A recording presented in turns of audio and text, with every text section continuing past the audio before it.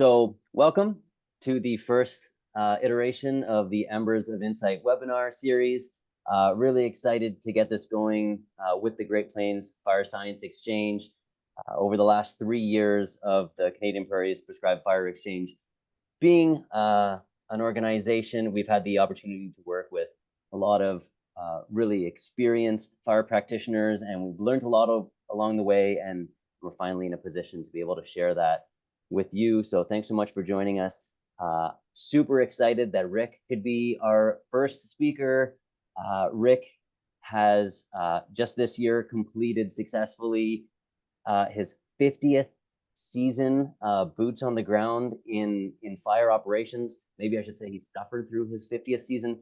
I don't know at that point, but there's so much to learn here, and I'll let Rick introduce himself once he gets started, but I wanted to start with a short story of when I met Rick. And there was a really forward-thinking ranch in Alberta that wanted to start using prescribed fire to take back some grazing acres, which is an issue that we're seeing more and more. And so we got the call that this ranch would be conducting some prescribed fire. So took the Canadian Prairies Prescribed Fire Exchange trailer, drove out there, met the crew. Rick was leading fire operations, but he saw it as a learning opportunity for me as well. And so put me on ignitions on the downwind side of this fire. Now, I do have a lot to learn still, but I would say that it's quite rare that I feel completely out of my element on a prescribed fire. The winds that day were out of maybe my comfort level, but Rick, with all his experience, was happy to keep things going and knew that we could contain it. The day was going along slow and steady, building some guard on that downwind side, and I reached the point where it was beyond my abilities. And so I radioed Rick. I said, Rick, if you want to take over, go ahead. Totally happy to let you do so. But as far as I'm concerned, the wind is, outside of my prescription comfort. And being the great leader that he is, slowed things down, broke it down. Okay, what exactly are you concerned about? Well, we've already been kind of challenged by this guard, and we're coming up on a big section of conifers. As soon as those things light up, they're going to shoot embers. We're going to lose this guard. I just don't think that there's any way in which we continue this safe. Fair enough. If you don't feel comfortable, we don't have to continue. But for the sake of conversation, are there any conifers in the area that are maybe not right on the guard that you could take a drip torch to and test it out? So yeah, 20, 30 feet inside the fire perimeter, there were some isolated conifers. You could take some water, do it safely. I could not, to save my life, get those things to ignite. Not with all the diesel and all the fuel. And so, of course, report back into Rick. Turns out these things don't burn and won't burn and aren't an issue. And all we hear back is, yeah, at this humidity, conifers don't burn. I mean, we were sitting at 30-kilometer-an-hour winds. Anyways, that's just a taste of the insight and the experience that you're going to hear from today. Really happy to pass it over. Rick, thank you so much for joining us. And we will be recording this and putting it on our website later. Ladies and gentlemen, Rick Arthur.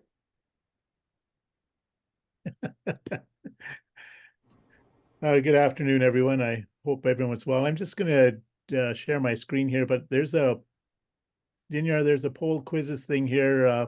Can I shrink it down? Oh, please do. All right, get that out of the way. Get this coming up. On my side of the fire, just in my defense, the winds were sitting about 15 clicks, 12 to 15. So I can understand now why Dinyar was a little concerned at his end, but he was on the upwind side, and we were burning in a pretty hard guard and feeling relatively secure. The issue was the conifer, and we just didn't have the indices at that point for the conifer to go, but certainly the grass burnt really well, exceptionally well. So yeah, Dinyar said 50 years, 50 consecutive years of feet in the ashes on wildfire, prescribed burns and all that. But for me, I guess it just shows that I'm a little bit of a slow learner.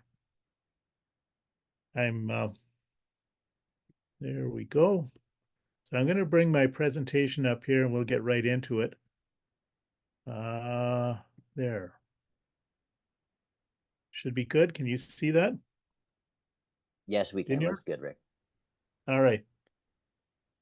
So this presentation is targeting several different disciplines. We've got researchers, of course, that come from a variety of different disciplines, but focus really here is on people with a bit of a fire background and people who've got a bit of a grazing background.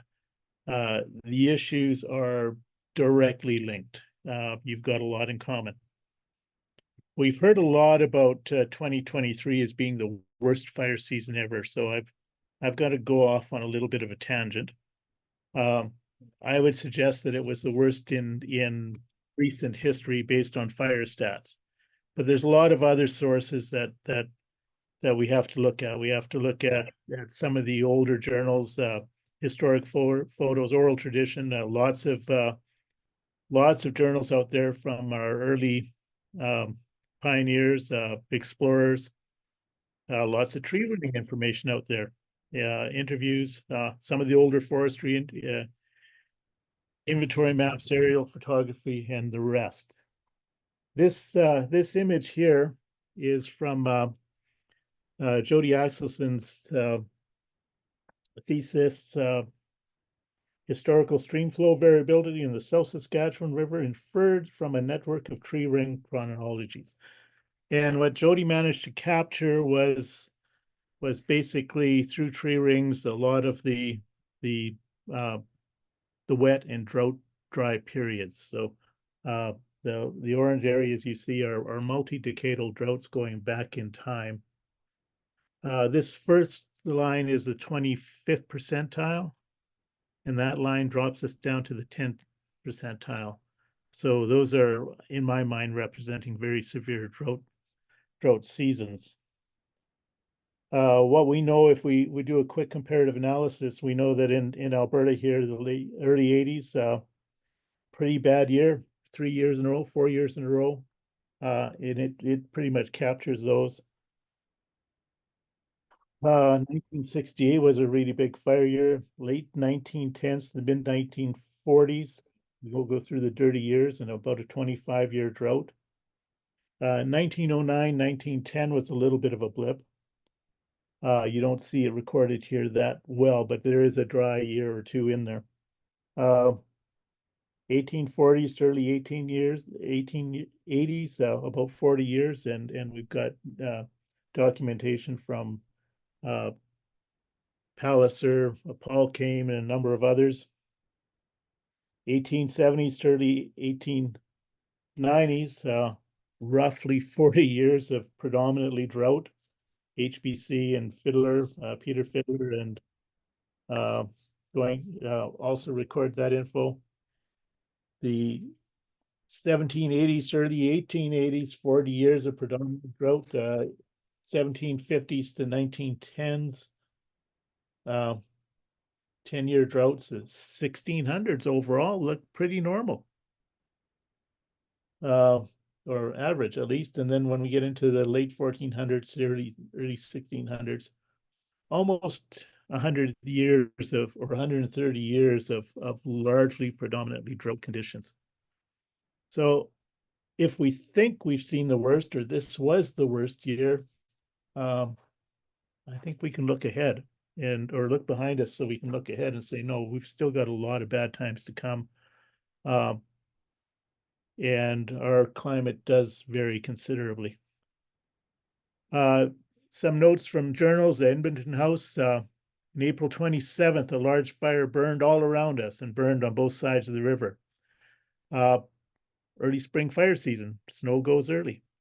May 7th, light canoes arrived from Buckingham House, and they were damaged in the shallow water. The timber that was used in Edmonton House couldn't be sent to the post for want of water. And furs could not be moved because there was no water in the river.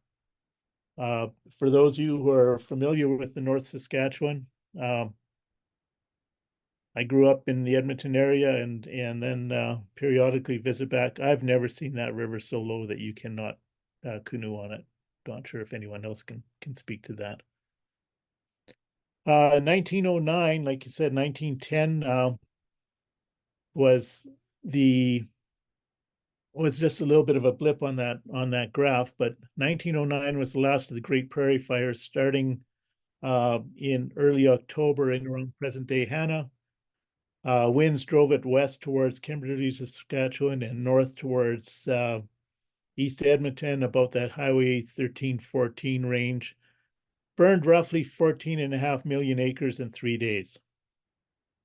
In 1910, roughly 1 million acres burned along the foothills in southern Alberta and vast areas along the Athabasca River further north. Just going back here, this photo here is from Wheeler, 1895, on one of his stations in the Pequesco Creek area. 1895 is before 1910, and it did burn in 1910, this area. And that's what it looks like today, or at least in a few years ago.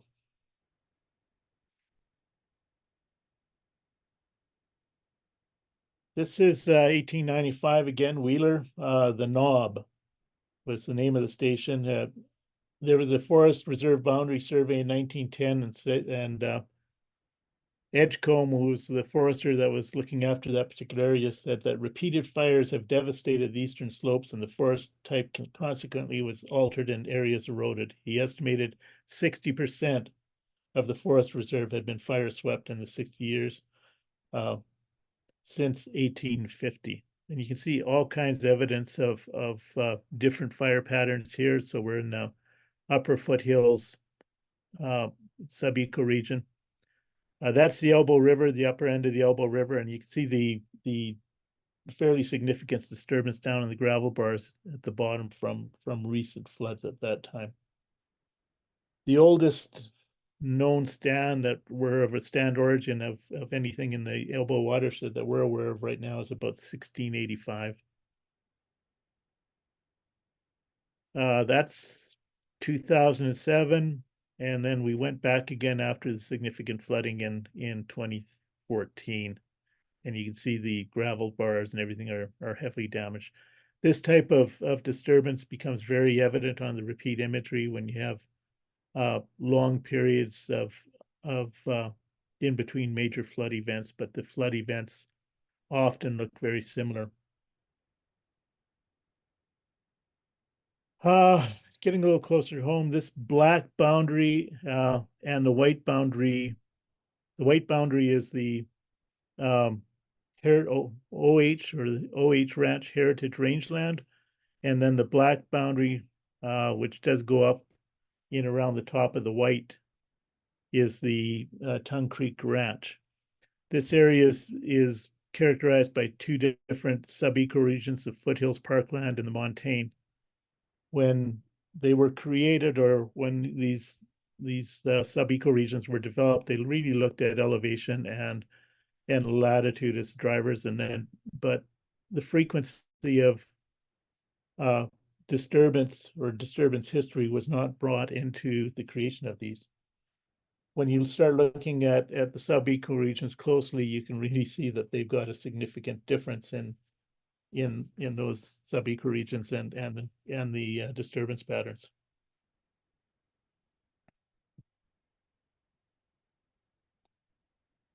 Let's go on to the next slide here, which just, I don't have information for fire regime for the foothills parkland, but for the montane, Cliff White's research looked at 7 years at the bottom of the Bow corridor. The goes to the north of there by MP Rougeau and all the rest of these, 30 years, 30 to 70 years, 27 years, 16 to 22, and 9 to 31. You get the drift. In Brad Hawk's work on his fire appraisal of Kananaskis Provincial Park, or now Peter Lougheed Provincial Park, he recorded, I think it was 19 different major fire events from the up to 1920s, about 1920, but there hasn't been another major fire event since then. The fire return interval at that point for large fire events was about 11 years. Significant changes in these ecosystems. So in our society, we always put our hands on our hearts when we talk about natural and Mother Nature, and the question is, what is natural? We know that grasslands and forest ecosystems have coexisted together for millennia, but they're not necessarily compatible. If you leave these areas without disturbance, forests take over. Indigenous people recognize that. They used fire constantly to maintain and renew the grasslands and those younger seral stages of forest. Without frequent disturbance, grasslands become impacted by woody plant expansion, or WPE, and they will transition to permanent forest cover. We're seeing that hugely across the montane and any of those higher reaches, but also within the foothills parkland. So encroachment, it's defined as that act of slowly covering more and more of an area. And we really need to recognize that these landscapes that we see today are not what existed historically and will not be sustainable for tomorrow.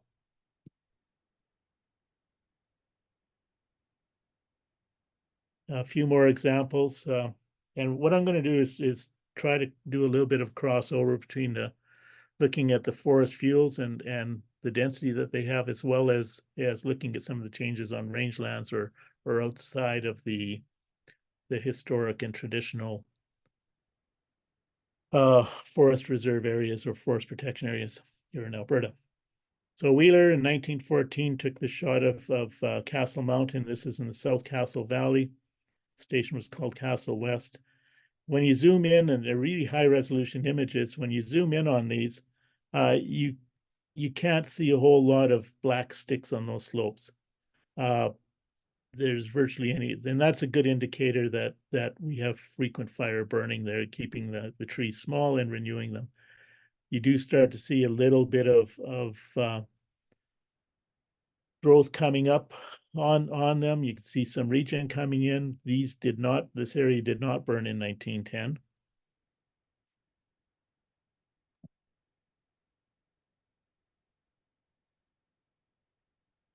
And the Indigenous burning had stopped about 40 years prior to.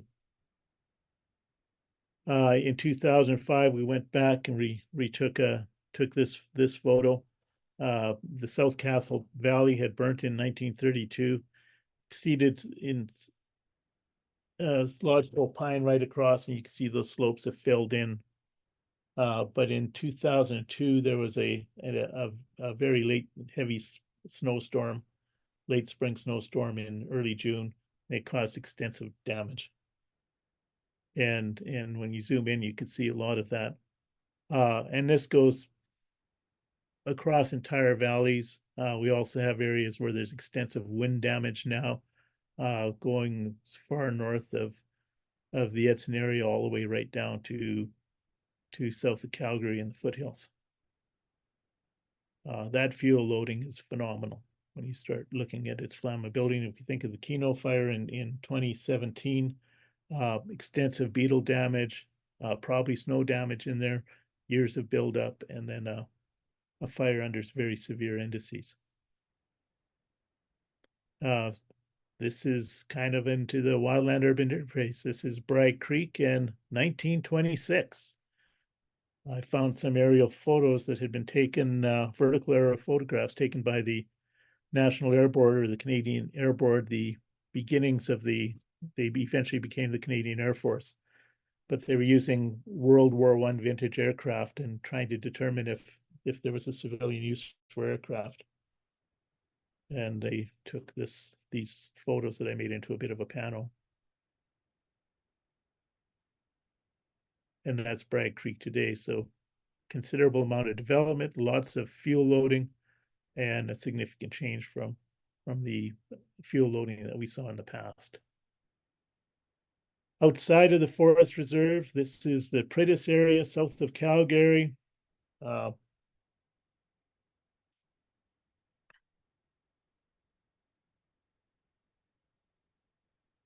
it's evolved considerably today. So we can really say that encroachment is pretty much everywhere on our landscapes. this photo here is out on the Tongue Creek Ranch, and it's an excellent example of what we should be looking at as professionals ourselves. When we look across these landscapes, you see young aspen coming up through here. I'm going to say 30, 35 years ago, most of that aspen was not there. The young spruce that's coming up and in amongst the willow, that's also established in the last few years and certainly wasn't there. So most of this image here would have been predominantly open grasslands at that point. And I did find some evidence of in other images that would validate that. So if you're taking a drive sometime, have a look around you and look for all that young conifer coming up amongst the willows, and you know it's converting over from willow or aspen into that latter stage conifer growth. The white spruce that we have across our landscapes and the way it spreads is very similar to the cedar in the southern ends of the Great Plains and the problems they're experiencing with WPE. This is on the Tongue Creek Ranch again. I just took a small sample here. That's about a mile. That black vertical line is 1 mile. It's part of a grazing lease. 1926. What we see is a couple small clumps of aspen starting to come up. We see the very light gray is some willow reestablishing itself. And again, this is probably hadn't burned by Indigenous burning for at least 50 years at that point. Maybe a little bit less, but in that range. There had been major fire events that we have some documentation on: 1863, 1896, 1910, 1919. All of them just come up just to the edge of the forest reserve, and then we don't have the data on the east side, and this is on the east side. So there's a possibility some of this may have burnt in at least one of those fire events. When you look into these photos really closely, and they're pretty good resolution, again, there's no evidence of black sticks in there, and that's a good indicator that you have a longer fire return interval. 1944, you can see those two ponds that were in there. One is the one that was lower one was pretty well dried up, and the other one's almost dry. The deciduous stands have really started to grow and expand in area. The white spruce is starting to dominate over on the in that northeast corner, that major stand right through the center of that vertical black line. And again, the effects of that multi-decadal drought, very, very clear there. Next image, 1958. Deciduous stands again are aging and still expanding. White spruce is well established. The poplar and now the willow is starting to act as nurse crops. You see the willow is really densified on the lower part of this image. And you can see some tiny black specks in there, and that's the spruce that is starting to establish itself and is dominating over the willow at that point. 1982, there's been a little bit of range improvement work done down in the bottom corner, and you can see where they've cleared areas, but for some reason they cleared the willow, but they left the spruce.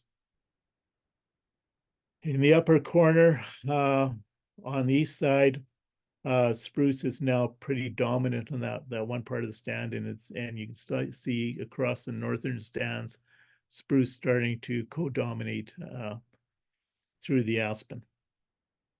The water table has come back up, and those ponds are back full again.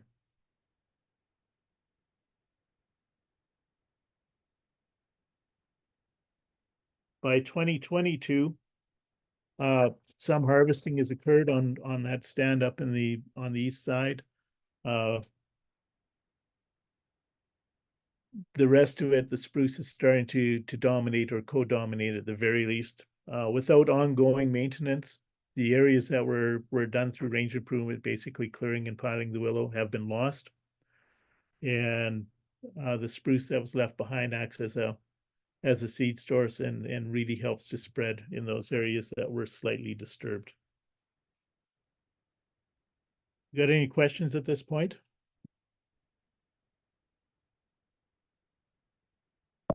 Okay, I'm just going to run through this part quickly.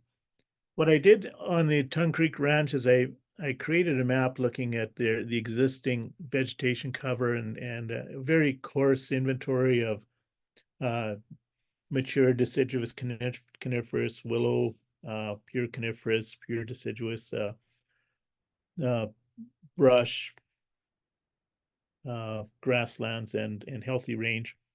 But I also looked and interpolated and looked back at what potentially the historic vegetation cover would have looked like. And for the tidal lands, the NCC, we're looking at least 75% of those lands being healthy grass back at the turn of the last century or in the 1870s. And it represents some very significant range loss over time. So some of the impacts of woody plant encroachment, as I said earlier, it's expanding at a rate of 1 to 2% annually across North America. This is a problem around the world. 25% of the rangelands in the Western US have sustained forest cover expansion, and they've lost an estimated value of $5 billion since 1990. The forage lost annually is estimated to be the equal of consumption of 1.9 million cattle, and many cattle are becoming unsustainable. The Tongue Creek Ranch, on the grazing lease lands, they've just been cut back another 9 to 10% for their annual allowable, their annual the animal unit months that they're allowed to graze on those areas, and that's significant. For biodiversity in Alberta, 80% of the species at risk are in grasslands. And I would argue that many species adapted to the frequent use of anthropogenic fire over thousands of years, and many of those species are now impacted by habitat loss, largely due to WPE and largely from fire exclusion. If you think of something simple as sharp-tailed grouse in Blackfoot language, one of their words for them would describe them as fire chickens. Chickens, wild or otherwise, like to peck and scratch for seeds and insects. If you have a heavy grass mat, you don't have good habitat anymore. And so we see our sharp-tailed grouse, which across the Western North America used to be in a very abundant species, for the most part now is threatened. Hydrological impacts are significant. Reducing groundwater discharge. Shrubs and trees use more water than grasses. Even with increased stream flow or increased in precipitation levels, there have been decreased levels in stream flow linked right to woody plant expansion. 20% increase of shrub growth outside riparian zones results in a 25% loss of through transpiration rates. And then surface moil and subsurface moil is being impacted as well. Carbon sequestration, a big issue these days. Grasslands store a significant amount of soil carbon. And they believe that the above or below ground carbon storage is twice that of above ground woody plant. There's a lot of research needed in this area. How to manage woody PE, you have to understand it if you're going to manage it. And there's 5 stages based on research that was done through the University of Oklahoma. If you're going to treat it, start right and maintain your existing grasslands and keep them intact. You get to the dispersal stage where plants start to move through, then move on to recruitment, where they start becoming well-established. Encroachment, they're pushing, and seeding in on their own at this point, and then transition brings us right to a forested stage. The earlier you can treat an area, the cheaper it's going to cost you. There's no easy answers. There's no quick fixes. There's no one-shot treatments, and it's not an easy road to go down. But if we don't do this, we are going to lose significantly in plant production and grassland production, food production. You said no silver bullets, so it's a matter of combining treatments and monitoring and continuing to try different things at different times to try to get things to work. Lots of pros and cons. The heritage rangeland is a natural area designation in Alberta that was focused on protecting the grasslands and maintaining them. And the concept they had when they developed the management plan was that it could be done through good grazing. That only works to a certain point, but once the woody plant encroachment starts to establish, cattle and livestock cannot keep up. You can go on to mechanical treatments. The younger material, you can go in and mow it in the early stages. It's can be followed up with perhaps some herbicide treatments and make it more effective. If you don't keep up with it, the WPE becomes too large for mowing. You lose out. Pile and burning, again, traditional effective tool. Can be done off season or during the grazing season. Herbicide applications can be effective post clearing. If you disturb the soil at all, you're going to see noxious plants or invasive plants coming in. And if it's done during the dormant periods, there will be more sprouting of the woody plant material. Root systems aren't intact or disturbed. Mulching, become very common, mulching or massification. You basically grind, chip, or break apart any brush, small trees and slash into small pieces. It works well on fence lines and lighter brush. The equipment is specialized, it's readily available, costs are comparable. If you have a lot of woody material, it will leave a layer of chips which may inhibit or reduce grass growth. And some equipment leaves larger pieces, which takes longer periods to dispose. And another concern I have is that under more severe fire danger indices, those wood chips lying on the ground become available to burn, but at least it's not a crown fire at that point. Herbicides, again, very, very commonly available, often used. They're really effective for spot treatment on noxious weeds. They really help when you use them in conjunction with other treatments, sort of a 1-2 punch. But costs have gone way up in the recent years, 400% or 500% for some of the different herbicides, and it can impact valuable forests and may decrease biodiversity if you don't use it judiciously. Timber harvesting. There's no question on the Tongue Creek Ranch. There's large areas that have fully turned over to conifer, and they're starting to use timber harvesting. It's a long process for approvals. If it's not done carefully, you can have some ground disturbance to introduce noxious species. You do require roads for hauling. Timber harvesting has got negative connotations in some circles. But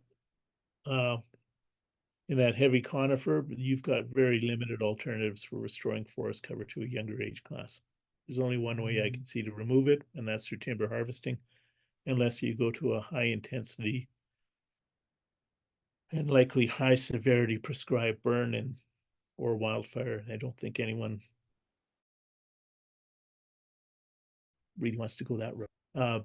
Using fire, various options exist: pile and burn, prescribed fire, biochar. Pile and burning can be done in most seasons. There's less risk, higher comfort levels. If dirt's mixed into the piles, there's holdover potential. You can sterilize the soil underneath. And biochar is something relatively new. It's a residue made up largely of carbon and ashes, and it's a result of burning woody material in an oxygen limited environment. So there are biochar kilns as an example, and you could load your woody debris into those and there is quite a market for biochar. Prescribed fire. Yeah, there's grassland ecosystems have adapted to low severity fire over thousands of years. The plants of native plant species respond positively. You can reduce densities, you consume seeds of woody plants before they germinate. It adds nutrients back into soil. It effectively reduces grass mat buildup, and almost immediately you have a positive ecological response. You need a sufficient grass load, meaning that ranch operations need to adapt to leave grass behind. Additional burns for maintenance are required. An elder I heard speaking the other day was saying, if you want to maintain an area in grass, you need to burn it every 2 years. If you want to keep it in light brush, every 4 years. A real concern I've got is that it takes time to build capacity. It can reduce costs as you get that capacity. It's weather dependent, carries lots of its own risks, and a lot of people are really frightened of fire. On the operations we've been conducting, safety is our first and foremost concern. Low severity fire is what we're trying to achieve. We create prescriptions specific to the fuels, the terrain, and the objectives. And the weather and fuel conditions must fall within the prescription. And we've got to have adequate resources on site to contain the fire. Everyone's got to know the burn plan. We want to stay within the prescriptions. We start slowly. We burn in by burning in and expanding guards based on conditions. And then once the perimeters are secure, you can start burning wider and larger areas. And you can use ignition patterns to control intensities.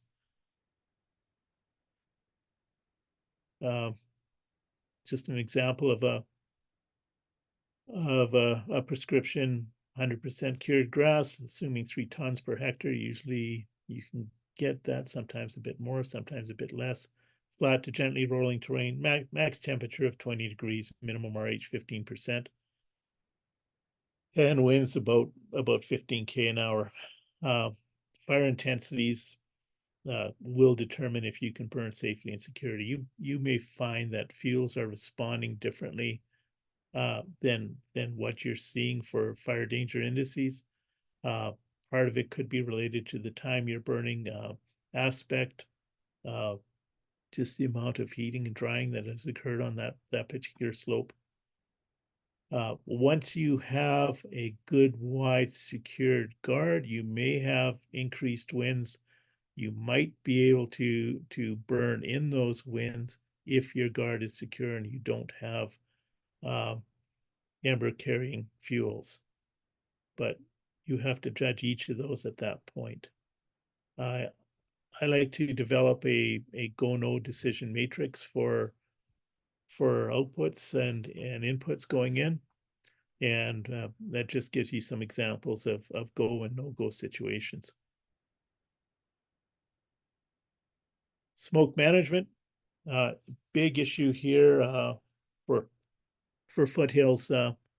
They constantly get complaints about smoke from people burning in the winter. So you look for wind speed, mixing height, good fuel loads, fuel conditions, nice and dry.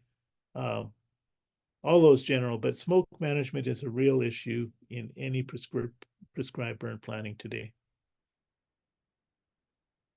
Some take homes, I guess. If we want healthy, vibrant ecosystems, we have to understand the historic disturbance patterns that created them. And we have to use every tool available for restoration. And we need to be creative and perhaps create some more. We need to develop that expertise and capacity. No one agency can do it alone. I think it really is important that various agencies, community groups, people start working together a lot more. And there is definitely a need to reassess policies or assess policies that are now in place, and they may have been inadvertently become a deterrent to actually meeting restoration or maintenance goals. Sometimes it becomes bureaucracy, sometimes it's this is the way we've always done things, and we're not willing to change, and we have to start changing because we're losing out right now. We have far more trees on landscape than we have ever had before. I said earlier, foothills grasslands are being lost at a rate of 1 to 1.5% a year, and that's probably conservative. Our forests much older, much thicker, much more continuous, and they're much more flammable to age and damage. In 2003, we had the Lost Creek fire in the just south of Blairmore and Coleman in the Crow's Nest Pass. Very severe fire. You could actually do a very quick and dirty fire behavior prediction on that fire based on age class maps. Those fuels that burned or did not burn in 1910, which was when most of it had burned in that area, those fuels were far more flammable and much more responsive. Once the relative humidity got below 10%, all bets were off and everything would burn. Because of the amount of fuels on our landscapes, emergency response agencies are easily overwhelmed. It doesn't matter how many King's horses and how many King's men you have, you're not going to be able to manage it. And for the future, for insurance in the wildland urban interface, it's getting to be harder and harder to get. And in some areas in California, it's almost impossible now. So that's Hannah. Hannah came out on some of our prescribed burns, and you know, you can put a notebook in someone's hands or a backpack spray on them or a drip torch in their hands, but I guarantee you'll get a bigger smile with a drip torch in someone's hands than you will with a backpack sprayer. Okay, open for questions. Hey, thank you so much, Rick. That was great. Lori from the Great Plains Fire Science Exchange is going to be monitoring the chat. So if you have any questions, please feel free to pop them in there. And Rick, I might try and get things started just by asking you, you helped bring fire back to an area that not only has been in a fire deficit, but is, you know, by and large, fire adverse, at least for a very long time. And you've been part of bringing a lot of acceptance back. We've done workshops since those first fires. There's a lot more landowner buy-in. I was wondering if you can speak to some of the early hurdles to reintroducing fire to an area where you're kind of getting that adversity, and then how you overcame some of those hurdles. I don't know if we've ever overcome them yet. I think the hurdles are continuously there. We've had municipal staff involved with our fires, and actually during ignition and when burning was going on, so they could observe what we were doing. We ensured we had adequate resources. We have open houses ahead of the game to inform people of what we're doing. Perhaps we need to do more of those. We're now have a call-in line, so if you've got concerns, you can register and we will inform you of any burning that's going to be going on. We've got a program now where we're advising council members as well of some of our plans. Part of the issue for us is we're slightly above the communities the community of Diamond Valley, Black Diamond and Turner Valley, just to the north of us. So anytime a smoke lights up, they see this big smoke, and then the 911 lines light up. So we're on their Facebook chat pages as well, informing of any burning we're going to be doing. But invariably, you've got people coming in and they'll say, you're going to burn up the whole country. And we keep trying to ensure that we are containing the fires really well, and as we progress more, perhaps we'll get more satisfaction. But you know, people are frightened of fire, and at the same time, it's a necessity. There's an old saying that fire is a wonderful servant, but it's a terrible master, and we cannot afford to lose a prescribed burn. No, I agree, especially at these early stages of Yeah. trying to build up capacity again.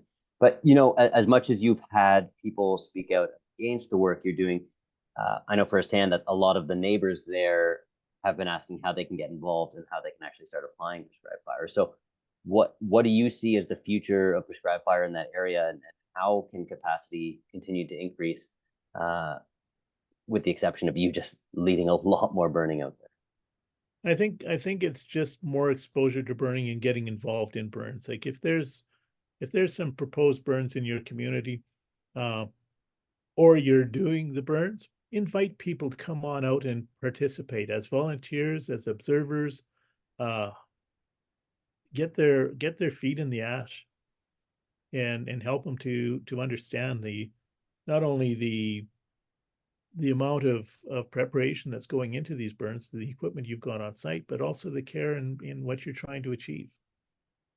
It's not just burning more acres. It's a goal. In this case here, you can see the shrubby cinquefoil, and we were really trying to set that back. So we had some pretty good success, and we need a couple more burns on that site. We're in behind Hannah there to probably really knock it back. Excellent. Thank you so much. Lori, I don't know if there was anything in the chats that you could add. Nope, no, just no questions, I guess. One just came in. I joined late to this seminar, but I wanted to know how you are doing these burns. Are you utilizing a PBA in your area, or what kind of organization are you using? So that was just came in, and then some other questions like great job comments, and so yeah. Okay, so for us on the Tongue Creek Ranch, this is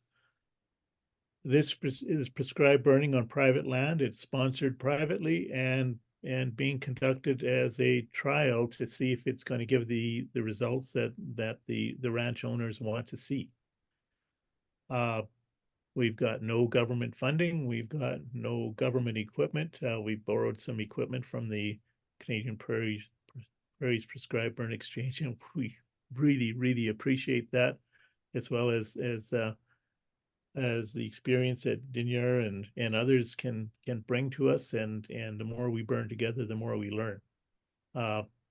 Still expanding and trying to broaden that experience base.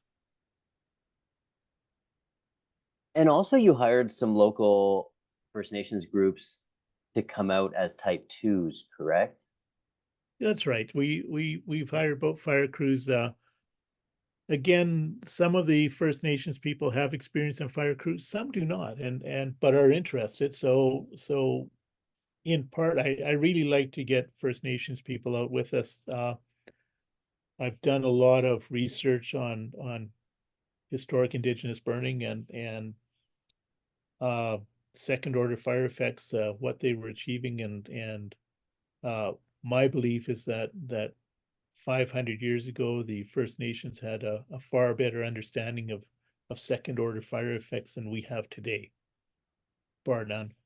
But if you haven't been using fire, although it's been in for generations and thousands of years being used on that landscape, if you personally have not been using it, you still have to redevelop that skill set. Nice one. Well, thank you so much, Rick.